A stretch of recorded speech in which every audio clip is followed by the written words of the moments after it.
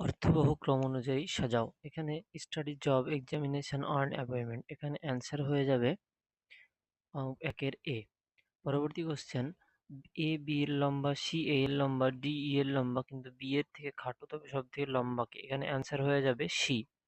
পরবর্তী কোশ্চেন, সিরিজটি সম্পূর্ণ করো। এক্স কিউ কে এবং পরবর্তী কি হবে? পরবর্তী যেটি হবে সেটি হচ্ছে বি। নেক্সট কোশ্চেন, 5, 28 এবং 8 পরবর্তী সংখ্যাটি কি হবে? এখানে অ্যান্সারটি হয়ে যাবে 67। পরবর্তী কোশ্চেন, 66, 56, 101, 90, 41, 30, 33, 22 এখানে কোন জোড়াটি বাকিদের থেকে ভিন্ন? অ্যান্সার হয়ে যাবে 66 থেকে 56 অর্থাৎ 5 এর এ।